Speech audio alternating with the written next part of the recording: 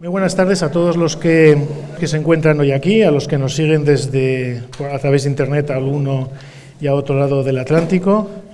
Espero que hayan disfrutado de una buena mañana, de este arranque del Congreso, y arrancamos con un poquito de retraso esta mesa redonda de la tarde, en la que vamos a dedicarnos a reflexionar sobre la responsabilidad, el deber y el papel de la universidad a la luz de la figura de Francisco de Vitoria. Todos sabemos que la figura de Francisco de Vitoria ha sido estudiada, ha sido analizada, es objeto de congresos desde múltiples puntos de vista, desde el punto de vista teológico, filosófico, político, etc.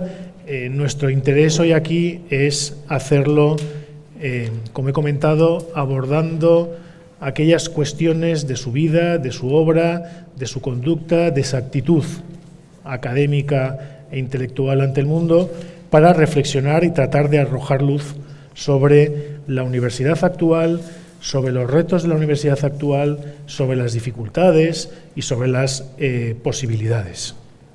Desde ese punto de vista, a lo largo de esta tarde, a lo largo de este rato, tendremos ocasión de escuchar a nuestros ponentes y tratar todos estos temas con la mayor profundidad y la mayor extensión posible del término, ¿no? Como yo soy el moderador y no soy el protagonista, voy a ir rápidamente a ellos. Nuestros tres invitados de hoy comparten tres características. Uno, yo creo que son tres académicos de una enorme capacidad y de un enorme rigor intelectual, reconocido por instituciones, por sus propios alumnos, por universidades, etc. Desde este punto de vista estamos hoy en buenas manos. En segundo lugar, son tres grandísimos conocedores de la figura de Francisco de Vitoria, de la Escuela de Salamanca, del Siglo de Oro y de ese momento histórico en el que se dan cita, se encuentran dos mundos distintos.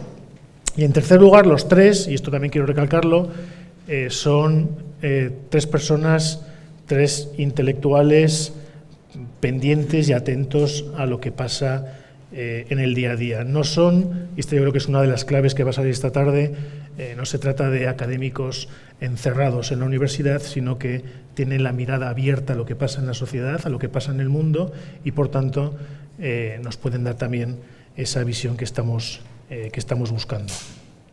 La dinámica va a ser un poco original. Les pediré que hablen cada uno en torno a 10 minutos. Yo prometo ser razonables, ellos también lo son.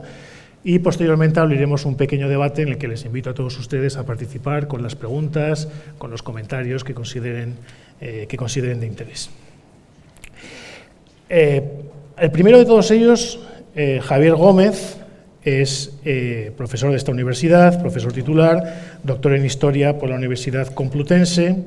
Sus alumnos, que son los míos, destacan de él su rigor académico y su valentía para enfrentarse a las grandes cuestiones que son cuestiones del hombre de ayer, de hoy y de siempre, ¿no? Es miembro de consejos de redacción de diferentes revistas, secretario del Foro Hispanoamericano de esta universidad, experto en el Siglo de Oro español, en la Compañía de Jesús, su espiritualidad, su historiografía, su actividad educativa, y es autor de numerosas obras sobre todos estos temas. Es también el director académico de este congreso, con lo cual esta tarde es además mi jefe. Profesor Gómez, 10 minutos, seré razonable si usted lo es. Adelante. Buenas tardes. No les robaré 10 minutos. Prometo robarles algunos menos, incluso bastantes menos. Podría buscar con montones de justificaciones para no robarles 10 minutos, pero después de lo que ha dicho de mi currículum, lo que es evidente es que no sé qué hago aquí. Porque, claro, soy especialista en la Compañía de Jesús y aquí no se va a hablar de la Compañía de Jesús para nada, lo cual ya es un punto. Francisco de Vitoria, el hombre que elegimos o que eligieron los que fundaron esta universidad poco tiempo antes de llamarme a mí para formar parte de ella, estaba muy bien elegido, pero era un dominico, con lo cual todo empieza a sumar para qué diablos hace este hombre aquí.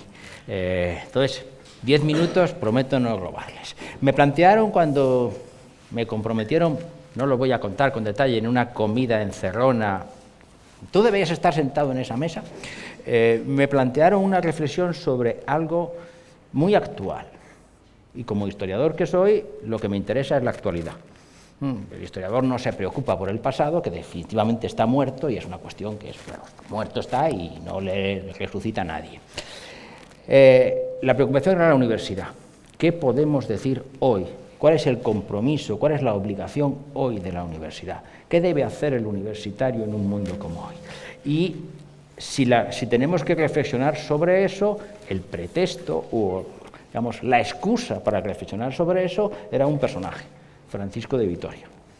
¿Qué nos enseña Francisco de Vitoria a la hora de preguntarnos por las obligaciones de los universitarios en el comienzo del siglo, bueno, ya no comienzo, por favor, es lo que tenemos los viejos, que seguimos soñando que estamos en el año 2000, pero no, ya estamos mucho después, en el siglo XXI. Entonces yo me paré a pensar qué fue en su origen la universidad. Eso tendría sentido pensarlo hasta cierto punto. La universidad no es una escuela de oficios, aunque sin duda alguna vive de ser una escuela de oficios. O sea, una universidad vive de formar al mejor médico o de formar al mejor arquitecto, pero sin duda alguna una universidad no es una escuela de oficios para proporcionarle a alguien una cualificación profesional. Una escuela, según algunos, yo lo rechazo, sí está para formar a los muchachos, como si los muchachos no llegaran a nuestras aulas ya formados o mal formados, pero formados y van a formarse después. La universidad tuvo otro sentido en su origen y debe tener otro sentido. Entonces, la cuestión es que si la universidad es yo les digo a mis alumnos que es como el sábado bíblico, ese maravilloso invento de, bueno, hoy no hagamos nada. Bueno, en la universidad no hacemos nada, nos retiramos tranquilamente, no produzcas, porque el sábado está para no producir. El sábado no es cuando tenemos que ponernos ahí a plantar para poder vivir, es el momento en el que nos retiramos al hogar, a lo íntimo, a lo privado, a la reflexión, a la oración. La universidad viene a ser eso. Cuando el muchacho parece que ya está casi maduro, le decimos, no, mira, no te metas en el mercado laboral, refúgiate durante 4 o 5 años aquí y sal de la realidad, distánciate de la realidad y piénsala. El muchacho hace eso rodeado de profesores, porque la universidad son antes que ninguna otra cosa los profesores, no los alumnos. Los alumnos van y vienen. Nosotros somos los que constituimos la universidad. Somos unos absolutos privilegiados, gracias a que hay gente, y hoy lo vemos aquí, lamento que me estén grabando porque lo odio, pero lo vemos aquí, hay gente que nos pone las mesas, nos graba las clases, nos limpia los parkings, nos sirve la comida dentro y fuera. Nosotros nos podemos dedicar a la noble tarea de no hacer nada. Somos unos absolutos privilegiados. Entonces, nosotros los privilegiados tenemos un compromiso, y ese compromiso es mantener una distancia, reflexionar sobre la realidad, analizarla y responder. Esa es la obligación de la universidad, no capacitar buenos médicos ni proporcionar una somera cultura general. Esa es la cuestión que yo quería plantear. ¿Cómo eso, comenzando el siglo XXI, se puede hacer? Cuando tenemos una serie de grandes esclavitudes, fundamentalmente 2. Una, el inmenso control que el Estado pretende ejercer sobre la universidad. Es un problema muy serio. Y el otro problema es el problema de la masificación del mundo universitario. Claro, la universidad éramos 4 tipos que leíamos libros aburridos y luego respondíamos a cosas, pero es que ahora tenemos un ejército de gente que dice ser universitaria. Corríjase la grabación, dícese que no aparezca, eso no puede aparecer. Entonces, ¿cómo podemos seguir manteniendo esta tarea en el siglo XXI? ¿Y qué nos dice sobre esa tarea Francisco de Vitoria? Francisco de Vitoria fue fundamentalmente siempre un universitario. Esta mañana, los que han tenido la paciencia de escucharme cuando presentaba a don Enrique Krause, recordarán que cité a José de Acosta. Hay una inmensa diferencia entre Francisco de Vitoria y José de Acosta. José de Acosta es el tipo que se va a América. Es el misionero y otras muchas cosas que se va a América. Francisco de Vitoria no se mueve de su silla, de su despacho, diríamos de su despacho, de su celda, no se mueve del mundo universitario y desde allí reflexiona sobre la realidad. Entonces, ¿qué nos puede proporcionar del compromiso que Francisco de Vitoria asume con sus alumnos, del compromiso que Francisco de Vitoria asume con la sociedad que le ha tocado vivir? Una sociedad conflictiva, problemática. Pensemos que está viviendo la tradición, el conflicto luterano, está viviendo lo que significa la expansión atlántica y el descubrimiento de América, está viviendo lo que significa el desarrollo del Estado moderno, está viviendo una serie de realidades absolutamente problemáticas. Se atreve en cierto momento incluso a preguntarse por el matrimonio, cosa tan inocente, cuidado, que es que está Enrique VIII de Inglaterra divorciándose de la tía del emperador. O sea que hay un problema muy serio. Él no se aleja de los problemas, pero desde el despacho de su universidad. Se vuelca a sus alumnos, se vuelca a su actividad universitaria y responde a los desafíos del tiempo. Entonces a mí lo que me preocupaba era eso, ¿qué podemos hacer hoy? ¿O qué debemos hacer nosotros hoy como universitarios? ¿Qué compromiso tiene hoy la universidad en un mundo como el de Vitoria? Hablaban algunos, Lucinski o algunos otros autores, de la primera mundialización. Hoy vivimos en una segunda o diferente globalización. Vivimos en un mundo donde los desafíos son grandes. ¿Cuál es nuestro compromiso? Eso es lo que yo quería discutir. No soltarles a ustedes su rollo, no sé cuántos minutos llevo, pero Óscar dentro de poco ahora sí. No soltar un rollo sobre este tema, no preparar una conferencia, venir en cierto modo casi a improvisar y discutir con mis colegas sobre este tema. ¿Qué puede decirnos la universidad? Solo he traído este cuaderno verde, no se lo voy a enseñar, pero este cuaderno verde tiene un terrible misterio. Es el cuaderno, había un cierto político que tenía un cuaderno azul, yo tengo un cuaderno verde.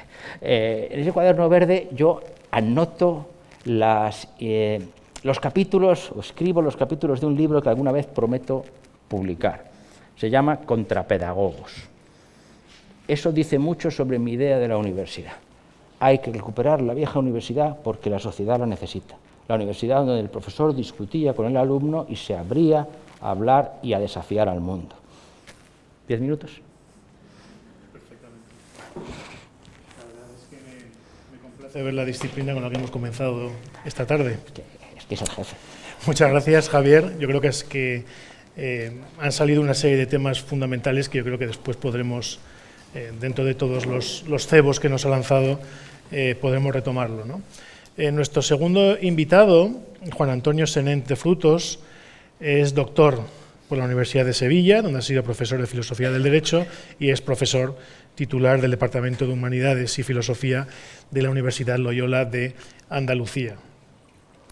Es director del Archivo de Investigación Francisco Suárez, director de la Cátedra Latinoamericana Ignacio Ellacuría y es especialista en temas de derechos humanos, teorías de la justicia, ética e intelectualidad.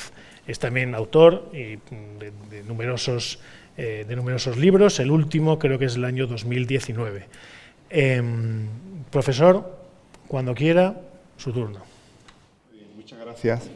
Bueno, primero, nada, brevemente agradecer a los organizadores y a los amigos de la Universidad Francisco Vitoria, porque nuevamente, bueno, pues tienen a bien el convocarme, ¿no? Y yo con gusto, pues tomo la oferta, ¿no?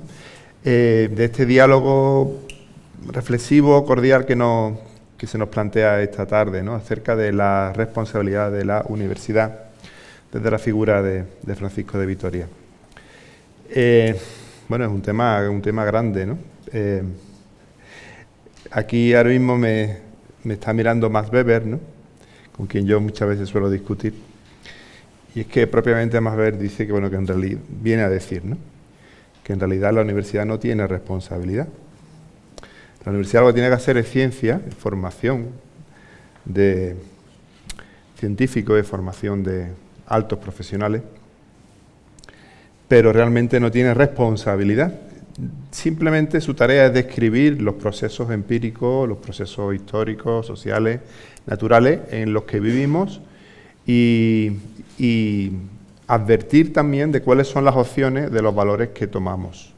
Las opciones materiales, las opciones de viabilidad, las opciones de qué ocurrirá si hacemos tal tipo de política, qué ocurrirá si nos guiamos por tal valor en lugar de tal otro. Bueno, yo siempre me he confrontado, ¿no? Como discípulo de Ellacuría y de los jesuitas, al fin y al cabo, siempre me he confrontado con esa visión un tanto escéptica. Claro, la fundamentación de Max Weber tiene una causa. El científico vale decir, porque es una reducción de la racionalidad, no puede pronunciarse sobre los valores y los fines a perseguir por las vidas sociales o las vidas personales pues es el ámbito, digamos, de la subjetividad, el ámbito de la arbitrariedad, de la libérrima autorresponsabilidad, y por tanto ahí la universidad pues poco tiene que hacer, ¿no? Bueno, esta visión extrema, ¿no?, de Max Weber, que en buena medida yo creo que nos suena, ¿no?, cuando decimos hay que unir ciencia y conciencia, hay que unir praxis profesional y valores, tenemos que respondernos a los desafíos, ¿no? Es decir, como si tuviéramos que responder de otra manera a nuestro modo de hacer ciencia en la universidad. Bueno, en este contexto ya aterrizo en la perspectiva de Vitoria. Vitoria, como ustedes saben, él renueva la universidad en España. Él viene de la Universidad de París, donde se está renovando la tradición escolástica, es decir, la formación en filosofía, en teología y sobre todo en las ciencias humanas, sobre todo derecho, etc., ¿no? Diría que lo que él hace, y yo creo que eso es muy interesante, primero hace una ampliación interdisciplinaria o interdisciplinar de los saberes universitarios. Segundo, eso lo hace también desde una fundamentación transdisciplinar. Bueno, estas dos palabrejas las trataré de explicar brevemente. Cuando digo que Vitoria hace eso, Vitoria era teólogo, pero es un teólogo que cuando uno lee sus obras están presentes el saber clásico, está presente en los conocimientos jurídicos, está presente la poesía, está presente la espiritualidad cristiana. Está presente, por lo tanto, no solamente unas disquisiciones racionales, especulativas, que es lo que se le imputaba a la escolástica medieval, sino está presente una multitud de registros de acceso a lo real, de experiencia de lo real, que realmente enriquecen las verdades teológicas que le interesaban, ¿no? Es decir, que lógicamente él partía de verdades teológicas reveladas, como que debemos amarnos entre los seres humanos, porque todos los seres humanos somos prójimos unos de otros. Evidentemente esto está en el Evangelio, pero lo gracioso, entre comillas, de esto es que él no solamente lo fundamenta con la autoridad revelada del Evangelio, sino que también rastrea en las huellas de otras culturas no cristianas esta verdad fundamental a partir de la cual él comprendía las relaciones jurídicas, comprendía las relaciones geopolíticas, comprendía también las relaciones entre religiones, ¿no? En este contexto, pues claro, por eso decía que hay un aliento interdisciplinario en su forma de ejercer la teología. Yo creo que eso es muy valioso. Yo creo que eso es algo que la universidad tiene que seguir potenciando. En segundo lugar, hacía alusión a lo transdisciplinario. Bueno, aquí uso la categoría en el sentido en el que el profesor Gerardo Remolina, de Colombia, la usa. Lo transdisciplinario es la apertura de los distintos saberes universitarios a otra forma de experiencia de lo real, como el saber popular, como las espiritualidades, como las religiones o como la experiencia estética o la experiencia poética. Cuando estas formas de registros ampliados se tienen en cuenta, pues uno realmente puede entender que la mirada sobre la realidad, los análisis, las, entre comillas, soluciones cambian, ¿no? No es lo mismo pensar las relaciones jurídicas en la sociedad, la primera sociedad globalizada a nivel mundial, como era la sociedad del siglo XVI. No es lo mismo pensar las relaciones jurídicas entre los pueblos con la mirada de Carl Schmitt, ¿no?, que decía que, bueno, el ius publicum europeum era un derecho europeo que de algún modo consideraba el orbe, el mundo, como un lugar para la disputa, como un lugar para la conquista y como un lugar de la competencia entre los distintos imperios europeos. Sin embargo, ciertamente sabemos, no era esa la mirada jurídica de Vitoria, porque él partía del bien común del género humano y no partía de la competencia excluyente de las distintas sociedades políticas en el ámbito del conjunto de la sociedad global.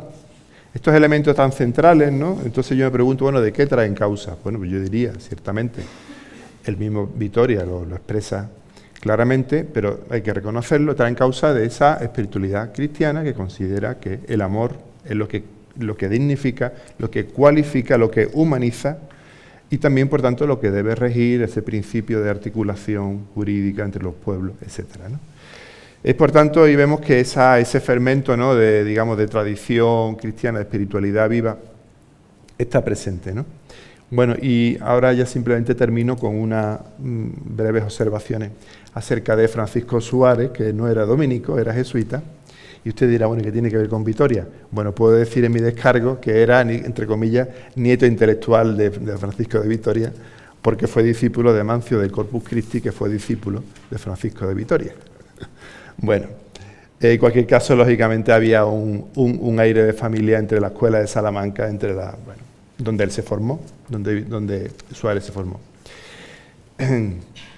Y en este contexto de nutrir el saber con las tradiciones de sentido, con las tradiciones espirituales, pues también decía Francisco Suárez que los profesores deben ser contemplativos y deben ser capaces de hacer contemplativos a los alumnos. Es una tarea bonita que quizás tú puedes desarrollar en tu próximo libro, que es algo que siempre a mí me ha dejado un poco chocado, ¿no? Quiere decir que, bueno, ¿no? Pero sí, él lo tenía muy claro. ¿Por qué? Porque el saber, para Suárez, para Vitoria también, no es lo último. Muchas veces se habla una categoría un tanto bien intencionada. Si vivimos en la sociedad del conocimiento, ¿no?, como ya el máximo del progreso. Bueno, no, para ellos no tendría sentido hablar en esos términos. En su caso, habría que vivir en sociedades de la sabiduría, donde el saber es algo reflexivo, es algo que se integra en la riqueza del sujeto. El saber no es lo último de la realidad, sino que está al servicio del proceso de humanización, de crecimiento, de madurez de la persona. Y en ese sentido, ellos no son epistemocéntricos, no tienen la ciencia como núcleo de valor, sino que justamente lo que es el florecimiento humano, el desarrollo humano, la riqueza humana es el horizonte al cual los saberes tienen que ponerse a servir, ¿no? Bueno, pues simplemente diría por ahora esto, ¿no? Muchas gracias. Muy bien, muchísimas gracias. Yo creo que van saliendo temas de enorme interés. Yo voy apuntando preguntas, seguro que el público también, para después poder bombardear a nuestros ponentes. El tercero de ellos, Marcelo Gullo Modeo, es doctor en Ciencia Política por la Universidad de El Salvador, de Argentina.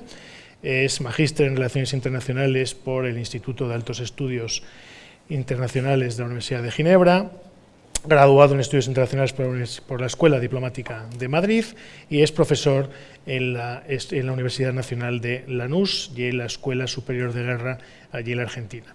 Entre sus áreas de especialización están las relaciones internacionales, la estrategia y la historia política. Autor de numerosos libros, el último, pues ese gran bestseller a ambos lados del Atlántico, ese gran bestseller En las Españas, dirían nuestros antepasados hace no demasiado tiempo, que es Madre Patria. Profesor, cuando quiera. Muchísimas gracias a las autoridades por esta invitación. En 1931 se publican gran parte de las obras de Vitoria en latín, en Salamanca. La introducción a las obras la va a hacer el padre Vicente Beltrán, y en esa introducción el padre Vicente Beltrán dice lo siguiente: Vitoria condena o absuelve sin eufemismos ni timideces. Vitoria condena o absuelve sin eufemismos ni timideces. Ni el Papa, dígalo su relación de potestate papae concili, ni el emperador, ni el episcopado pesan tanto en su ánimo como la verdad y la justicia manifiesta, y truena contra todos ellos cuando su conducta está en pugna con la moral. Fíjense, porque yo pienso que si hay algo a rescatar del pensamiento de Vitoria para poder traerlo a la actualidad, es justamente este resumen magnífico que se hace en la introducción. Voy a repetirlo de nuevo porque esto hay que grabarlo en oro y habría que grabarlo en todas las universidades, sobre todo en aquellas que que se llaman católicas o que se atreven a llamarse católicas y algunas se atreven incluso a llamarse pontificia. Condena o absuelve sin eufemismo, ni timideces, ni el Papa, ni el emperador, ni el episcopado pesan tanto en su ánimo como la verdad y la justicia manifiesta, y truena contra todos ellos cuando su conducta está en pugna con la moral. Y entonces nosotros tenemos que preguntarnos y decirnos, bueno, hay que preguntarse cuál era el pensamiento de Vitoria en lo esencial que pueda ser llevado desde esa primera globalización hasta esta última globalización, para mí la tercera.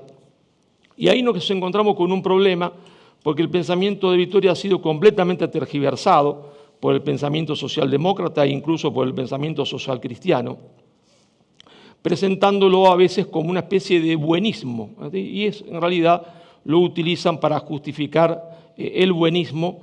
Y si hay algo que podría traerse de Vitoria, que después el cardenal Newman lo va a resumir muchos años después, por supuesto en Inglaterra, como una máxima: primero la verdad y después la caridad. Primero hay que decir la verdad y después hay que ser caritativo, después está la caridad, porque el que no dice la verdad en realidad no ama. Es decir, el que no dice la verdad en realidad no solo es un mentiroso, sino es alguien que no ama al prójimo. Y entonces hay que preguntarse cuál es la actualidad de la responsabilidad universitaria a partir del pensamiento de Vitoria. Y la responsabilidad de la universidad es decir la verdad. Es decir la verdad ante lo que nadie quiere decir, que estamos ante una dictadura del pensamiento único, que ha impuesto una dictadura absoluta, una homogeneización del pensamiento. Esa dictadura de lo políticamente correcto tiene varios pilares. Uno de esos pilares es el multiculturalismo, que en el caso de la comunidad hispanoamericana se traduce en la hispanofobia, en el odio de sí mismo. Tiene como otro pilar fundamental la ideología de género, tiene como otro pilar fundamental el aborto serial y otro pilar fundamental la ideología del cambio climático. Son los 4 pilares fundamentales del nuevo orden internacional establecido por una oligarquía mundial que no ha sido elegida por nadie. Y entonces tenemos que retrotraernos al pensamiento de Vitoria cuando él dice, ¿no es cierto?, que comprender la moral y el derecho, pero que hay que comprenderla conforme a la creencia de que la ley moral forma parte de la ley natural, que es en definitiva la ley divina, y que la política está subordinada al derecho objetivo y no al subjetivo. Por eso él va a tratar a la población de América como sujetos del derecho natural.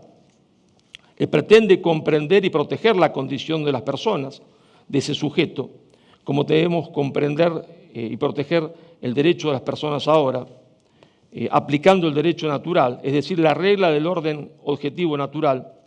Él cree que hay un orden objetivo natural que no puede ser reemplazado por un orden estatal producto de la voluntad humana. Él es un teólogo, ¿no es cierto? Como teólogo, el orden del mundo era para él establecido por el Creador, que hizo a todos los hombres iguales entre sí y semejantes. Es decir, los crea como personas libres, pero no en el sentido de Rousseau, porque parte de la concepción del orden objetivo previo, del origen extrahumano, y las libertades de los individuos basadas en este origen se daban dentro de ese orden, debiendo acudirse para resolver los conflictos al derecho objetivo que emana, se entiende, del derecho, de la idea de que existe un rector, algo que rige todo, que es anterior a la ley, ¿no es cierto?, y que viene exactamente de Dios. Entonces, si hay algo, ¿no es cierto?, que la universidad debería hacer, está hoy, sobre todo aquellas universidades que tienen un fundamento católico, pero aún aquellas que no la tienen, si estuviesen dispuestos a defender la verdad, es justamente enfrentar al pensamiento hegemónico, al pensamiento único, a la dictadura que hoy vivimos, ¿no es cierto?, y recordar, ¿no es cierto?, que el poder, como explicaba Vitoria, viene de Dios. Dios se lo da no al rey, sino al pueblo. El pueblo lo delegaba en el rey, y que si el rey no cumplía con ese deber que le había dado su pueblo de defenderlo como un padre, es decir, de defender el bien común, el pueblo tenía derecho a la revolución, es decir, a sacarlo. Los otros de la Escuela de Salamanca van a avanzar mucho más, Suárez va a avanzar mucho más y Mariana va a avanzar mucho más, hasta va a hablar de la muerte del tirano, de cuando el monarca se ha convertido en tirano, cabe el tiranicidio, va a avanzar mucho más. Pero lo cierto es que nosotros asistimos hoy a una dictadura de lo políticamente correcto, a rebeliones contra esa dictadura, rebeliones que suelen ser condenadas por los medios masivos de comunicación, como por ejemplo cuando los camioneros se rebelan contra ese orden injusto en Canadá, y entonces sobre ellos cae toda la furia del mundo. Cae toda la furia del mundo porque no se los mira desde Vitoria, porque esos hombres están reaccionando como deben reaccionar, ante un gobierno que habiendo sido elegido, no continúa con lo que debe continuar todo gobierno, que es la defensa, se entiende, del bien común, no la imposición de una agenda que los pueblos no han elegido. Entonces, si hay algo que puede ser rescatado de Vittoria es esa idea constante de él, de búsqueda de la verdad y de enfrentarse para defender esa verdad a quien sea, a cualquier autoridad, sea la autoridad religiosa, sea la autoridad política, cuando esta autoridad se ha apartado de ese camino de la verdad. Yo veo con un gran lamento la situación de las universidades del día de hoy, casi diría universal, con por supuesto algunas excepciones, con excepciones de algunos profesores en todas las universidades, pero que no dejan de ser excepción, ¿no es cierto?, a la regla de estar de rodillas frente a esa imposición del pensamiento hegemónico, estar de rodillas, predicarlo y en el mejor de los casos no contradecirlo, en el mejor de los casos no hablar, es decir, en el mejor de los casos no molestar. Y justamente si hay algo que estaría diciendo Vittoria ahora es, señores, pónganse de pie, molesten, contradigan a ese pensamiento único, a ese pensamiento hegemónico, porque ese pensamiento hegemónico de esta tercera etapa de la globalización, a diferencia del pensamiento que se elaboró en la Escuela de Salamanca, es un pensamiento anticristiano y antihumano. Vittoria, en realidad, siendo un genio en la teología y un genio de la teología aplicada al derecho, y siendo un genio de la aplicación de Santo Tomás a la actualidad, en realidad no hacía nada más que expresar el espíritu de su pueblo, el espíritu del pueblo español y el espíritu de una mujer que ya había anticipado lo que Vittoria decía con sus acciones políticas y que Vittoria lo va a llevar al derecho y lo va a llevar a la filosofía. Ese pueblo era el pueblo español y esa mujer era Isabel la Católica cuando dice esos hombres que están en América no pueden ser, se entiende, esclavos, esos hombres van a ser súbditos de Castillas, esas tierras van a ser reinos y no colonias, es decir, entierra la posibilidad de que España sea un imperialismo. Malgrado comportamientos que puedan haber cometido los hombres contrarios a ese testamento político de Isabel, ese testamento político de Isabel va a guiar la política española durante muchos años y ese testamento político de Isabel es, bajo mi punto de vista, lo que Vittoria va a recoger y llevar al pensamiento. Como ha acontecido muchas veces, los grandes hombres del pensamiento no hacen otra cosa que expresar el pensamiento de su pueblo, el sustrato más profundo de su pueblo que, lógicamente, los pueblos no pueden expresar y por eso necesitan en determinados momentos históricos esas grandes figuras del pensamiento que expresan su cultura en un momento determinado de la historia. Bueno, tendrá que haber en este siglo XXI un nuevo Vittoria que exprese el pensamiento de los pueblos, que se rebele contra ese pensamiento único, que tiene, como digo, y lo repito sin ningún temor, porque esto causa siempre, digo sin temor, porque causa que todos los truenos del mundo lluevan sobre la cabeza del quien se atreva a decirlo, tiene como pilares fundamentales la ideología de género, tiene como pilar fundamental el abortismo serial, porque como escribía Vittoria, no hay derecho sin obligaciones, y ahora los caprichos se transforman en derecho, sin obligación alguna. Y tiene como otro pilar fundamental el multiculturalismo y la ideología del cambio climático. Bueno, muchísimas gracias. Pues muchas gracias, profesor.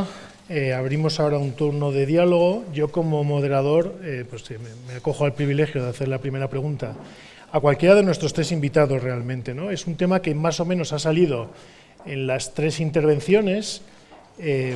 Ahora, justo hace un momentito, el profesor Gullo hablaba de uno de los peligros evidentes de la universidad contemporánea, que es el peligro de la ideología. La ideología como sustituta, la ideología como gran enemigo de la verdad, ¿no? El profesor Javier Gómez ha citado también algunos de los peligros a los que se enfrenta la universidad. Hay peligros externos bastante claros. Uno sería este y otros serán los que probablemente algunos de vosotros comentéis o comenten ahora. Pero hay también enemigos internos de la universidad. Muchas veces mi sensación es que las propias universidades son enemigas de sí mismas. Los propios académicos pueden llegar a ser grandes enemigos de la verdad y, por tanto, de su misión y su compromiso con los alumnos, ¿no? La primera pregunta que lanzo a bocajarro es, ¿cuáles son los enemigos internos y externos de las universidades contemporáneas en su labor de buscar la verdad y transmitirla a los alumnos? Este silencio no presagia nada bueno. Si alguien del público quiere echar un capote aquí a nuestros invitados. Yo diría que, tomar la palabra, ¿no? Los enemigos internos, ciertamente, yo creo que sería una visión, digamos, despectiva, ¿no?, de entre los saberes que se cultivan en la universidad, digamos, el filósofo que se crea autosuficiente, el teólogo que se crea autosuficiente, el que no quiere escuchar a lo que registran las ciencias sociales, el que no quiere escuchar la comunidad científica o lo que registra la ciencia de la naturaleza, pues porque, entonces, cuando la comunidad de saberes, ¿no?, la comunidad de profesores, no se escucha y, pues ahí hay un problema, ¿no?, ciertamente, ¿no? Ciertamente la universidad no debe ser campo de la ideología. La ideología es algo que nos vertebra como sujeto y también como científicos. Eso siempre hay que tenerlo claro. No hay que ser ingenuo. Pero es verdad que la relación del saber con la ideología siempre es una relación crítica, ¿no? Primero, de reconocimiento de cuáles son los presupuestos, los valores de los cuales uno vive. Y segundo, el proceso, digamos, también de autocrítica, ¿no? De autocrítica, de examinar la corrección de los valores que uno dice tener y en función de sus propias prácticas, ¿no? Entonces, por ejemplo, en el campo de la filosofía está claro, ¿no?, que decía Yacuría que la filosofía es una tarea de desideologización, es decir, de crítica de la ideología, dice, pero no es menos cierto, y por eso siempre la filosofía en regímenes autoritarios y en regímenes menos autoritarios siempre ha estado presente. ¿Por qué se ha echado mano de ella? Porque es verdad que la filosofía, por ejemplo, es un saber crítico de las ideologías sociales y culturales, pero también es un saber muchas veces que se erige en fuerza de ideologización y, por tanto, pues que no tiene empacho a veces en manipular, a veces en distorsionar, a veces en no escuchar la realidad, ¿no? Entonces, yo creo que a veces esa incomunicación o esa incapacidad, digamos, de crítica y de autocrítica, pues es un peligro interno, ¿no?, ciertamente, ¿no? Yo no sé si sería capaz de distinguir peligros internos y externos. No sé si ¿qué es un peligro interno y un peligro externo? En principio hay una serie de peligros que nos vienen, podríamos vincularlos a aquello que posibilita la acción universitaria. Hay una serie de elementos que, pensemos, necesitamos dinero para que las cosas funcionen. El dinero nos podrá venir de algún lugar, será de una empresa, será de un Estado, será de un alumno que se matricule.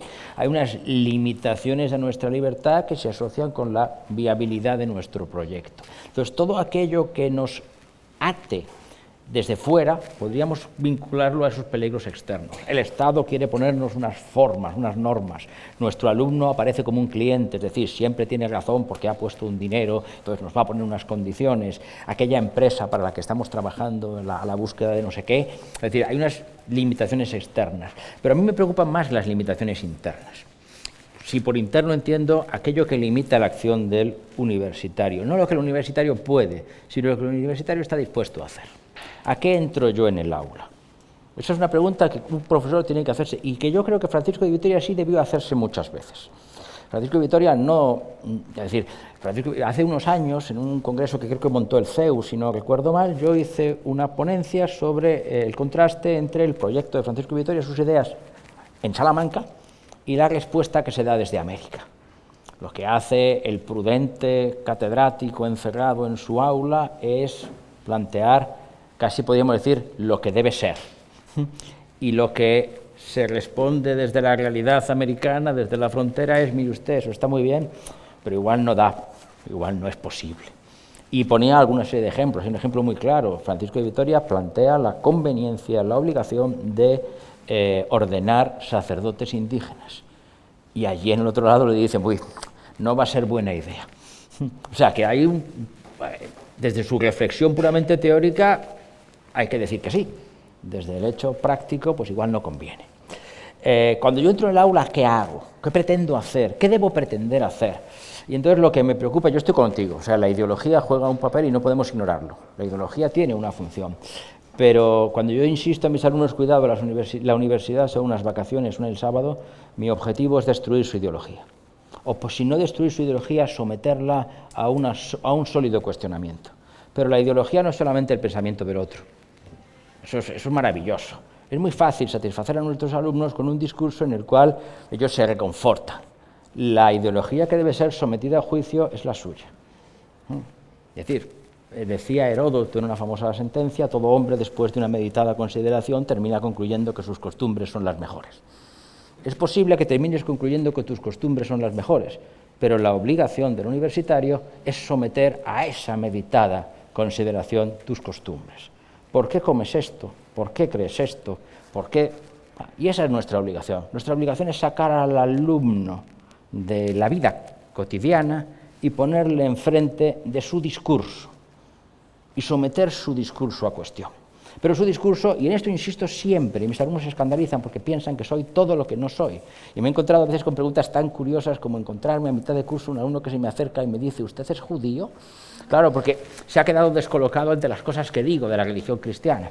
Por ejemplo, ¿no? Cuidado, es que es tu discurso el que tienes que someter a cuestionamiento. Y Vitoria tiene esa función. Vitoria no se levanta en una tribuna a alentar los sentimientos y las creencias de sus gentes, sino se pregunta si esto es posible. Y el alumno lo que tiene que hacer es eso.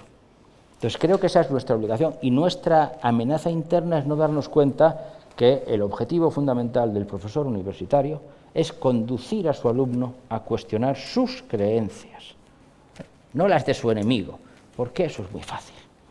Bueno, abrimos... ¿Me permites un segundo? Sí, sí, por favor. Creo que yendo de la realidad a la teoría y no de la teoría a la realidad, en el campo de las ciencias sociales y específicamente en el campo de las relaciones internacionales, en la cual yo me muevo, no estoy hablando de la ingeniería ni las ciencias físico-matemáticas, específicamente, por ejemplo, en el campo de las relaciones internacionales, para nuestras universidades del mundo hispano, claro que hay un peligro externo. El peligro externo es que hay una dictadura de las universidades anglosajonas que imponen un pensamiento y que está consagrado en la ley española cuando le piden a cualquier profesor que tenga 3 artículos publicados en revistas que tengan tal cosa y tal cosa, ¿está? Y resulta que esas revistas que tienen que tener tal cosa y tal cosa casi siempre son revistas anglosajonas. Entonces, si yo publico un artículo de Madre Patria y lo mando a esas revistas, ¿está? Como uno es un crítico al pensamiento anglosajón, a la colonización anglosajona, ellos en un 99% no lo publican.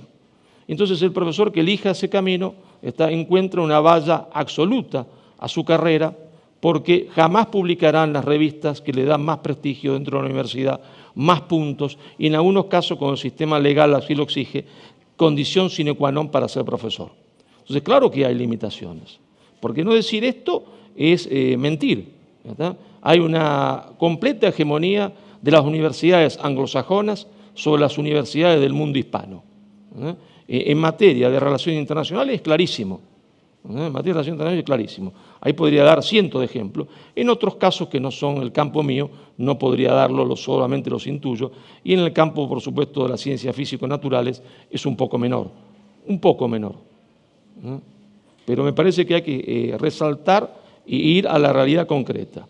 Y la realidad concreta es que, por ejemplo, en Argentina, si alguien quiere hacer carrera dentro de lo que se llama el CONICET, debe cumplir determinados requisitos. Y cuando uno observa esos requisitos, resulta que tiene que ir a dar clase a Harvard, porque eso da dentro del escalafón muchísimos puntos. Ahora, para dar clase en Harvard hay que someterse a lo que Harvard quiere hoy, que por ejemplo es que nadie hable de Homero, porque Homero ahora, se entiende, es un racista supremacista blanco, ¿verdad? Entonces, si a alguien se le ocurre escribir un artículo diciendo que eso no es así, ¿verdad? Bien, no va a dar nunca clase en Harvard. Como no va a dar nunca clase en Harvard, en el 99% de los casos, habiendo excepciones, ¿está?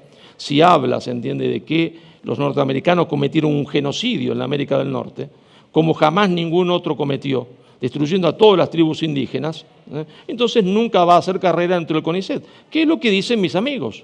¿Para qué escribes eso? Porque eso te va a impedir hacer la carrera. Entonces nunca vas a sumar puntos, los otros suman puntos y suman sueldo, porque a más puntos, más sueldo, y mejor jerarquía dentro de la universidad. Entonces, vamos a ser concretos. Claro que hay un problema externo, y ese problema externo es inapelable. Se sentirá menos en España, porque los profesores ganan mejor. Se siente mucho en el Perú, se siente mucho en Argentina, se siente mucho en Colombia. Entonces, hay que ir a la realidad concreta de los hechos. Y esa realidad es que hay una dictadura de las universidades anglosajonas sobre las universidades hispanas, como las otras universidades del mundo también, salvo algunos que tienen cierta autonomía o algún prestigio, conservan todavía, como los franceses, que logran tener 1 o 2 revistas indexadas y entonces encuentran algunos vericuetos para colarse en el sistema de dictadura universitaria universal que se ha montado y que el gobierno español con Aznar lo admitió y lo hizo ley.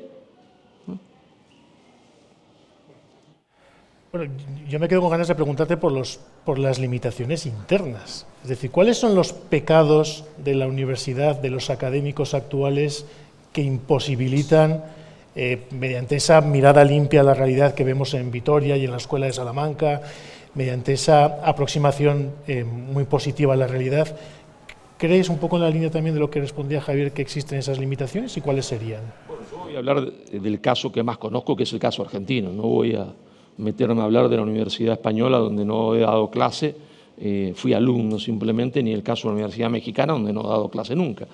Pero yo diría que en el caso argentino el principal problema que tenemos hoy es que los profesores hacen que daran clase y los alumnos hacen que estudian, ¿está?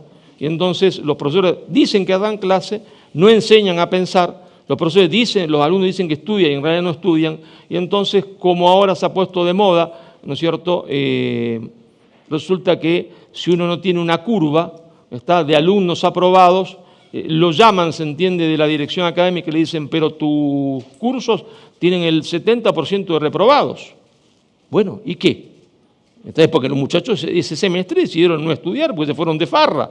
Entonces, ¿qué hago para que yo sea igual que los otros profesores? Bajo la curva, entonces los apruebo, que es lo que quieren, que los apruebe, sin estudiar, ¿no? Porque esa es la verdad. ¿Por qué? Porque las universidades reciben dinero por cada alumno que se mantiene matriculado dentro de la universidad, en la universidad estatal. Entonces, si se pierden alumnos, se pierde dinero. Y entonces hay un consenso tácito de la universidad, y todo el mundo lo sabe, de que hay que aprobar a la mayor cantidad posible.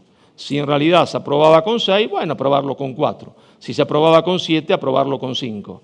Entonces, los profesores hacen que enseñan y los alumnos hacen que estudian. Resultado de lo cual, si yo le tomo un examen, hablo del caso argentino, no me meto en el caso español porque no lo conozco, le tomo un examen, después de 5 años de haber estudiado en una universidad, un examen no de su materia específica, simplemente de ortografía, resulta que el hombre no puede aprobarlo, porque no sabe escribir, ¿no? Porque los profesores están inhibidos de corregirlo, porque suena mal corregirlo, y decirle, mirá, no podés escribir, se entiende, así porque sos un burro, y es un perjuicio para vos, no para mí que soy profesor. Si yo no te lo digo, te hago un daño. Cuanto menos yo te dé de lo que yo sé, de lo poco que sé, te hago un daño, porque dar títulos, porque sí, es como imprimir moneda porque sí, Entonces uno imprime moneda y se forma una falsa moneda que nadie quiere después. Y cuando uno da títulos porque sí, se dan títulos que después nadie quiere. Entonces aparecen cartelitos en los diarios que dice, abogados, abstenerse de tal universidad, tal universidad y tal universidad, ¿no?